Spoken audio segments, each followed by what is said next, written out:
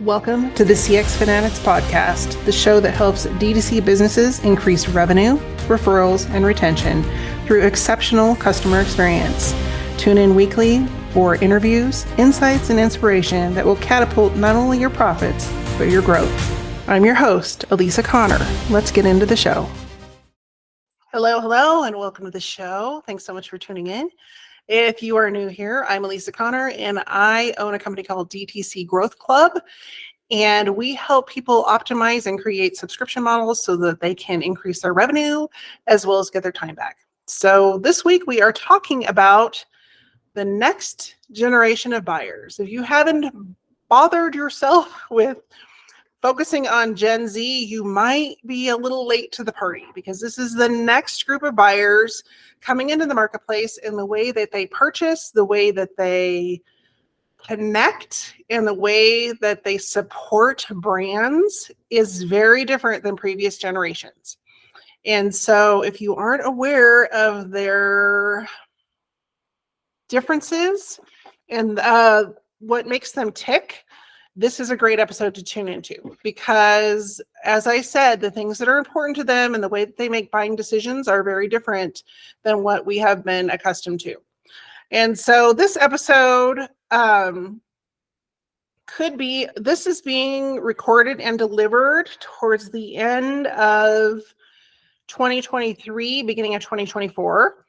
And so you could take this episode as a opportunity to plan into next year your strategy, to really focus on ways to attract Generation Z buyers. And I hope that you will do that, because this is such a unique generation. I have 3 kids that are this age, and I have seen the way that they contemplate and make buying decisions, and it's very interesting. And it's very different than even I, and definitely the way that their grandparents make purchasing decisions. So without further ado, let's dive into that. And I hope that you'll take some of these and utilize them as part of your strategy for 2024, because this is the next generation of buyers. And if we aren't paying attention to them now, it will be detrimental to you later. And it might be harder for you to pivot and meet them where they are. So that leads us to number 1, which is a lot of different brands are in the bad habit, for lack of a better term, of just showing up where they want to be with their business, and instead of meeting their clients and the people that they're trying to sell to where they are. And a lot of this comes from just being comfortable. And for example, on Instagram or Facebook, just being comfortable there. And that's where, you know how they work, you know what to do, you know how to, now it's called X. So I don't know if we still call them tweets or if we call them Xers. I don't know. But, you know, if that's where you're used to hanging out, but this next generation isn't there, you're missing out on the opportunity to market and sell to them and bring them into your business's ecosphere. And so tip number 1 is to really meet them where they are. And I can guarantee you that they're not on Facebook or rarely on Instagram, because that's where their parents are. And are you going to hang out in the same places where your parents are? Or would you when you were their age? Probably not. And so a lot of what's happening over on Instagram is repurposed content from TikTok. And so a lot of these kids are on TikTok, they're on YouTube, they're on Snapchat, and they are just hanging out in different places than we are accustomed to marketing as businesses. And so if you aren't exploring those places, or you don't have people in your team that are more comfortable in exploring those spaces for your business, bring them on. Find somebody that is. Or jump into the pool and do it yourself. But if you're wanting to attract that next generation of buyers, and most subscription models are, figure out how to get over there and speak their language and show up where they are. The next place that they do a lot of communication is texting. They spend almost all of their time texting or Snapchatting. My kids don't even, I don't even think they text that much anymore. I think they mostly Snapchat. They'll answer me if I text them, but I think they mostly Snapchat with their friends. So figuring out how to get on this device and in front of their faces is going to be really important if you're wanting to cater or bring these buyers into your world. And then the other piece, I mentioned YouTube, is that this is a generation that is very much interested in learning and educating themselves, which is why they love YouTube, is because it's basically free education on anything they want to do. And so, and that can be anything from cooking to video games. Like they spend a lot of time on YouTube, and I'm trying to think what the other app, it might be Twitch, but one of the live streaming apps, I think it's Twitch. And so how are you educating around your product or service to that generation on the platforms that they're on, not on the platforms that you're used to? And so that's number one, is like meeting them where they are, figuring out where they are, and how are you showing up there? And are you going to show up in the same way that you show up on Facebook and Instagram? Because if you are, it's not going to cut it. And so it's more than just like taking what you're doing on other platforms and putting it over there. You have to show up natively on that platform. Like, for example, TikTok. TikTok is a lot more about, well, one, it's a lot more in your face and authentic. And two, it's a lot more about entertainment and engagement and conversation, I think, than any of the other platforms. And so it takes a different strategy to show up over there effectively. And the brands that don't show up natively in that app are struggling. And so that would be my other word of caution when going to those other apps, is that, if you're going to show up on different social media locations, make sure you're showing up in the way that they are used to interacting, not the way that you are accustomed to. So number two, I kind of put this in here as a joke, but it was that they're just not that into you. So instead of like, it was kind of tongue in cheek, is that if you are just showing up as a brand like you normally show up for every other audience, that's going to be their reaction. It's probably going to be like in a different lingo, but that's basically what they're saying. And so when you're looking at your brand, some things to take into consideration if you're wanting to work with Generation Z and turn them into consumers is that, what are your brand ethics? Are you aligned with with the environment, with sustainability, with equality, all of those things? Because all of those things are important to this generation as a whole. Now, are all of those things important to every person in this generation? No, but most of them want a deeper purpose and will make buying decisions around that deeper purpose. So if you are just a earth-killing hater, like, don't expect them to come and buy from you, because the majority of them think bigger than any other generation before. Like, it's important to them to know where their dollars are going and what the repercussions of those purchases are. And then the other piece of this is that if your brand is used to doing the easy button, which I talked about in a previous episode, a lot of businesses are used to marketing and a sales process that is just one and done, and the same one size fits all solution. This generation will have none of that. They want a personalized experience. They want things customized to them. And that is why I'm so adamant and so passionate about creating customized and personalized experiences, is because this is the wave of the future. Not only for Gen Z, but everybody else is like, hey, I can have that. I want it too. And so they are demanding personalized experiences. And if you don't offer it, you're going to be up a creek without a paddle. And so you need to kind of think through what that process looks like. And if you missed out and you need some help with that, I just did 2 episodes, numbers 174 and 175, that talk about personalizing and interactions and your brand, specifically 175. So the second piece of this, or the third piece of this, them not being that into you, or places you might need to make an adjustment with your brand, is questioning how authentic are you being with your brand, and are you clear about what you stand for in your authenticity?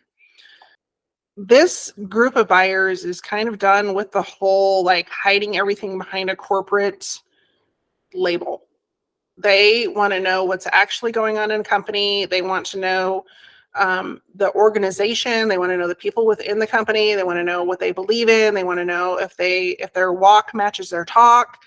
And if it doesn't, they will find out and they will burn you in the streets.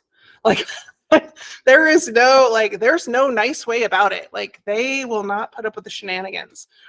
And as I look, it's sort of funny. Like I'm just sort of sitting back as a total Gen Xer, sitting back with my cocktail and my flip flops on, waiting for the next election cycle, because this will be a monumental election. Mark my words. This generation is done with the way things have been run. And they are now of voting age, almost all of them. And it's just going to be like, it's going to be something to see. That's how I'm going to put it. I don't know exactly what's going to happen, but the fire is burning and these people are ticked. So anyway, I'm just going to sit back with my cocktail and my flip-flops and watch it all come down. It's going to be, or watch it all go down, I should say, because it's going to be nothing like we've seen before. And if that is any indicator of where things are going for the future of businesses and the way business is done, we have got to start adapting now, because these kids are smart, they're passionate, and they think and act very differently than other buying groups, including their predecessors, the millennials. Very, very different. Their priorities are different. The way that they think about things and go about things are very different.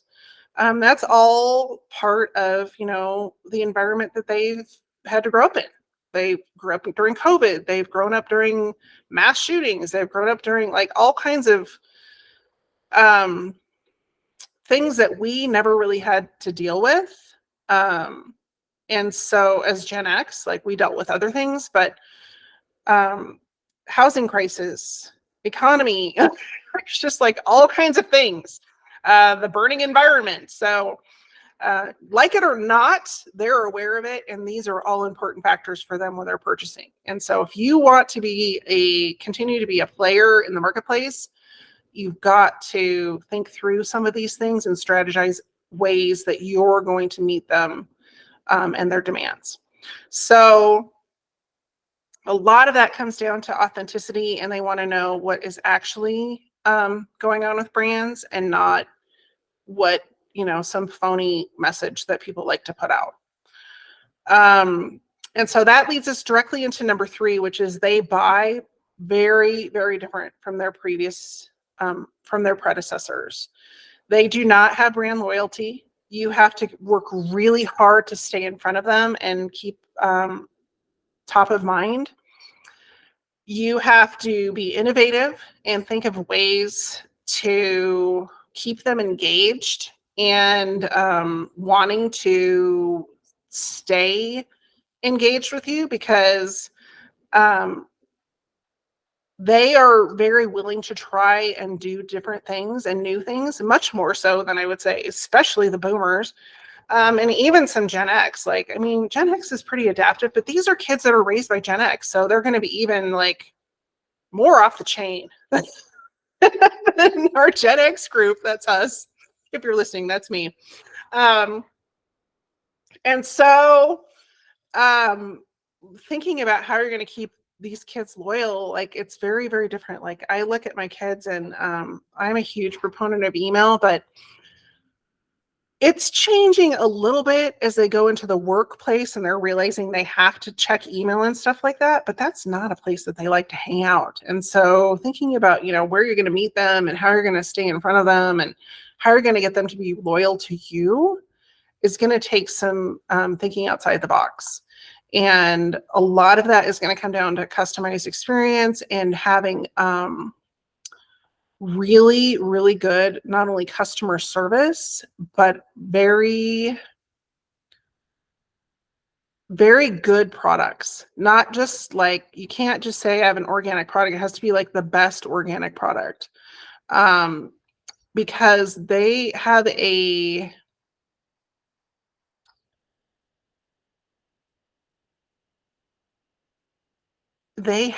what am I trying to say? They have a measurement for things that they buy that is different than what many businesses are accustomed to. They don't like fast, quick crap. They want it to be really good products. And they're willing to invest in a better quality product than, say, previous generations who just wanted it now. So brand loyalty is going to be something that definitely is going to need some focus and some attention and some thinking outside the box. The other is, unlike a lot of the millennials, they actually like to go and shop in different ways.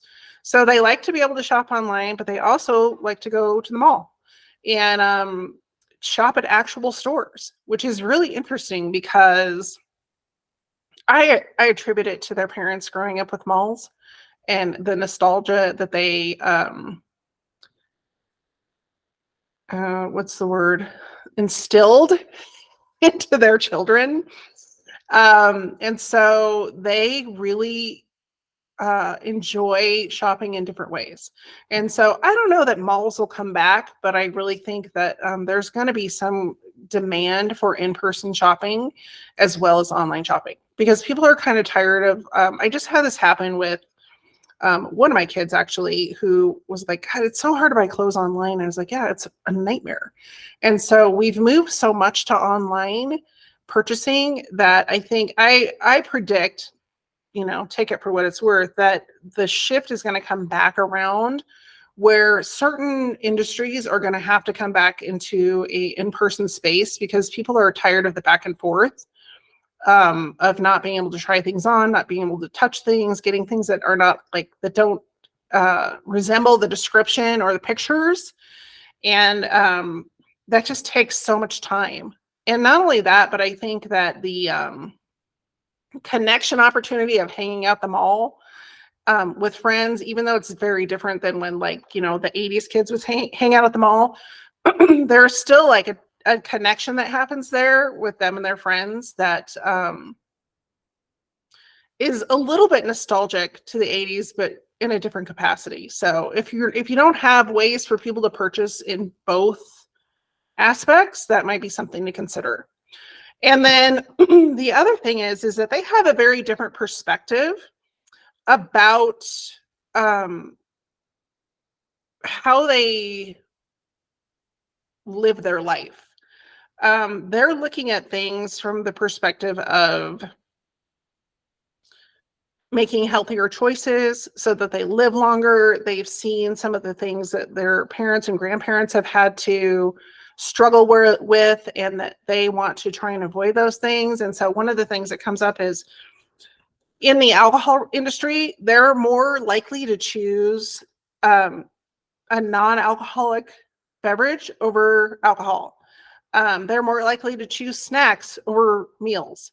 And it's just like, they just have these different preferences. And so the more that you can go and seek out the knowledge about them and kind of dig into their idiosyncrasies a little bit, the more prepared you're going to be to create products and offers and things around your offering, your subscription, that meets their needs where they are and meets their demands so that they choose you over someone else. So let's dive into a few examples.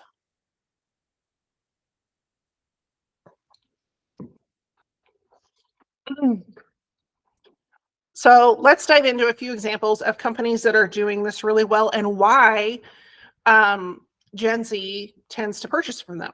So the big one is Apple. Apple does a great job of being innovative. These kids are innovative. They want to know the greatest, latest technology. They probably have helped you and your parents or their grandparents program all of the things in their house, including TVs, Alexas, phones, you name it. And so they are kings of innovation. They really like to be in the know on the latest and greatest innovations. They also want a seamless buying experience, like sending them through a bunch of loops to do things is not going to be tolerated. Something that came to mind that I'll give an example of that really needs to clean up their act in this realm that is a huge provider. They're going to really struggle with this generation. But they want a seamless user experience, and they don't want to have to re-log into things. So single sign-on is really a great way, a great example of what I mean is that they sign in one place and then it signs them in all the places. They like that. They don't want to have to sign in a bunch of times. They don't want to have to go through a bunch of loops to purchase something. They want it to be easy, which is why they like things like Apple Pay and Google Pay. They don't want to wait around while you figure out your tech or make them jump through a bunch of loops to get things done. And so if you're going through your user experience and you have hiccups there, the time to fix those is now. They grew up with technology and they expect it to work seamlessly all the time. And so if you have hiccups, yikes, want to get those fixed. One of the things that a lot of businesses don't take into consideration is the mobile responsiveness of their website. And if you don't have an app or a mobilely responsive website, they're gone. They're just going to find somebody else. They're not going to bother and they're not going to come back. And so think about that. And so Apple does all of those things exceptionally well. Plus, most Apple products are considered a status symbol with this generation, perhaps any generation. And so because they have such deep brand loyalty within Apple, they're a great company to mimic, actually, because most people that have an iPhone will then get a whole barrage of Apple products, including AirPods and an iPad and, on and on and on. And so they will spend money for that status symbol and also to say that they're part of Apple. And so that's why they made the list as an example. Apple does a great job in so many respects of meeting this generation where they are, besides that a lot of the values that Apple has put into implementation are values that this generation holds important, like recycling and upgrading and things like that. So next on the list is YouTube.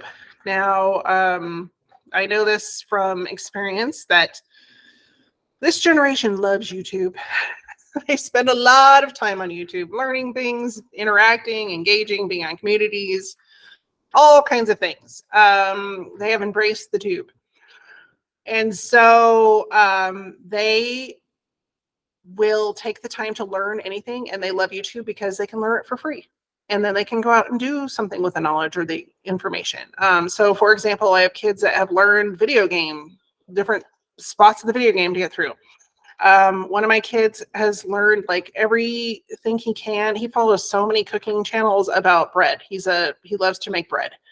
And he's always on there watching a new recipe or a new chef, like fix it a different way. And he's like, really, they will go really deep on subjects, which I think is very different than a lot of other generations, because we will go broad and wide and these kids go deep and narrow and deep.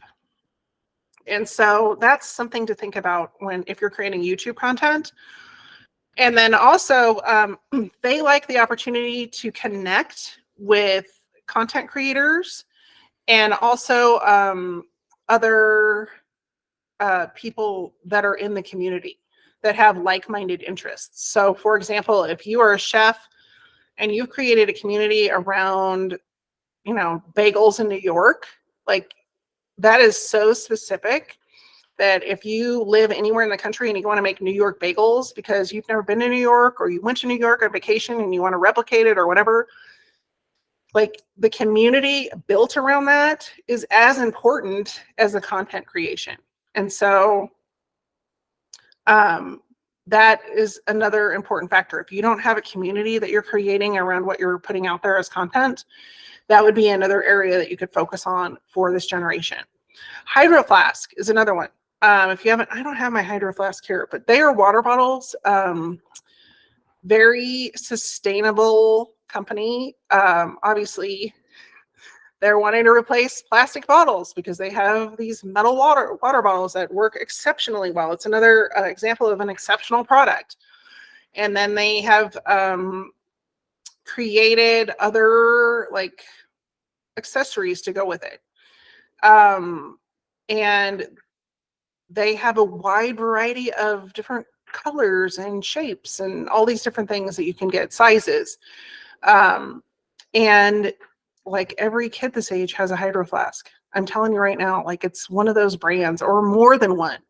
And they are just a company that has met this generation where they are, holds the same values, expresses those values authentically. And so they have become a, I don't know, what am I trying to say? A leader in what is acceptable for brands in to this generation. So, and then the last example that came across, which is sort of interesting, it goes back to number 3, them liking to have both in-person and online experiences, but Ulta Cosmetics. So if you're not familiar with Ulta, they sell multiple brands of cosmetics, and they have a great loyalty program so that if you purchase, you can get points and you can use them later to purchase additional products. They have a pretty strong online presence where they have experts that come in and will do beauty tutorials for the different brands and all sorts of things. And they give advice like, different eye makeup things. There's a lot there to unpack, but they like that because it meets all of those needs. So they can buy the sustainable brands. They can get rewards for their purchases. So they're, getting more bang for their buck. They're getting the education that they crave and want.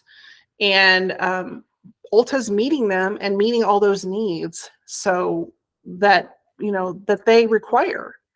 And so I give you these examples specifically so you can go and seek them out and see what they're doing right and mimic it with your own business, in your own subscription, in your own model, because all of these things that we're talking about could become subscription models in one shape, form, or another. So that's what we have this week is 3 ways to attract and engage Generation Z buyers. And I'm just going to recap them really quick. And then I would love to know from you in the comments where you are with your Generation Z strategy. Have you started? Are you completely lost? Are you like going gangbusters? Or are you somewhere in the middle? Let me know in the comments where you're at with your strategy. I'd love to know. And here's a recap of this week. Number 1 is meeting them where they are. Number 2 is making sure that your brand aligns with their values. Number 3 is to remember that they purchase and make buying decisions differently than any other generation, and to take that into consideration when you're creating not only your product offers, but all of your marketing and sales messaging around that so that you are addressing them in the ways that they expect. So thanks so much for tuning in this week. Appreciate you being here. If you have somebody else that would enjoy this episode, I would love for you to share it with them. And again, I want to know where you're at with your Gen Z strategy. So leave a comment below. And if you think I missed something that I'm always open to learn, please leave it below. And maybe we can do another episode on it. So in the meantime, this episode, I think, is coming out either right at the end of the year or right at the beginning of the year. So happy 2024 to you. And I look forward to another year of helping you optimize and create your subscriptions. So be well, take care, and I'll see you soon. Did you miss something in the show today? Didn't have time to take notes? Listening on the go? No worry, I've taken notes for you. You can head on over to dtcgrowthclub.com/podcast, and there will be links and a description to today's episode. In the meantime, take care, stay well, and I'll see you soon.